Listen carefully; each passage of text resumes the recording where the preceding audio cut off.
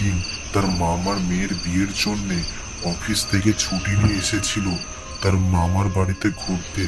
আরে, চারিদিকে এত নিস্তব্ধ কেন? ভ্যানও দেখছি না যে। কিভাবে যাব এতটা পথ? কি আর করার, দেখি দেখি বাবা। একটু হেঁটে সামনের দিকে ও ভ্যান বা রিক্সা পাওয়া যায় কিনা এই বলে সে হাঁটতে শুরু করলো। কিছুটা দূর হাঁটতে হাঁটতে সে দেখলো একটি চায়ের দোকান। চায়ের দোকানে কোনো লোক দেখছি না। এর আগে যখন এখানে এসেছিলাম তখন কত লোক বসে থাকতো, চা খেত।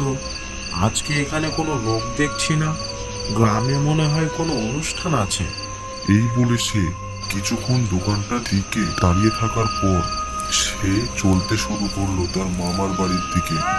চারিদিকে কুয়াশাচ্ছন্ন এবং শিয়ালের ডাক। তখন রাত 8টা বাজে। রোহিত আরো কিছুটা হাঁটার পর সে পৌঁছালো মৃত্যুপুরীর পথ, মানে সেই ভয়ঙ্কর কুয়োটার কাছে। কুয়োটা অতিক্রম করতেই যাচ্ছিল, তখন যেন তার মনে হলো সেই কুয়োটার পাশে যেন কেউ একজন বসে আছে। রোহিত সেদিকে তাকিয়ে দেখে একটি মেয়ে হাঁটুর মধ্যে মাথা গুজে বসে আছে। মুখটা ঠিক বোঝা যাচ্ছে না। রোহিত বেশ অবাক হলো এটা দেখে, আর সেটা হওয়াটাও স্বাভাবিক। রোহিত এগিয়ে গেল সেই দিকে। যেখানে রাতে বাইরে অন্ধকারে একটাও মানুষকে দেখলাম না, সেখানে আপনি এখানে একা এখানে বসে? রোহিত আরেকটি বিষয় খেয়াল করলো, মেয়েটার শরীর পুরো ভেজা। এমন রাতে ভেজা শরীর নিয়ে এত রাতে বসেই বা কিভাবে আছে? রোহিতের মনে প্রশ্ন এলো। আপনার শরীর তো ভিজে আছে। রোহিত জিজ্ঞাসা করলো, কিন্তু সেই মেয়েটির কাছ থেকে কোনো উত্তর আসলো না। রোহিত সেই মেয়েটির শরীরে হাত রাখে। নিমিষেই তার গায়ের থেকে হাত সরিয়ে নেয়। তার শরীরটা খুব ঠান্ডা।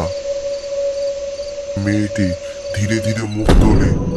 তার মুখটা দেখে রোহিত 3-4 পা পিছিয়ে যায়। মুখটা কি ভীষণ ভয়ঙ্কর। চোখ দুটি লাল, মুখের বিভিন্ন জায়গা থেকে চামড়া খসে গেছে, রক্ত বার হচ্ছে।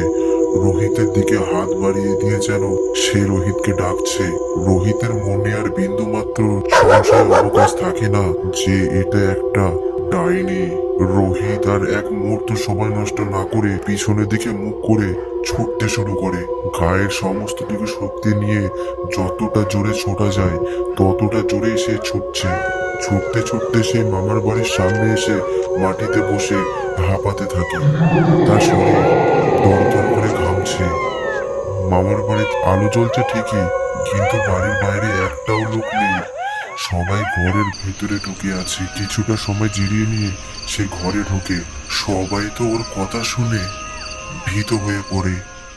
রোহিত যে আজকে আসবে সেটা কাউকে কিছু না জানানোর জন্য বাড়ির লোকের কাছে বেশ খানিকটা বকাও তার জুটল।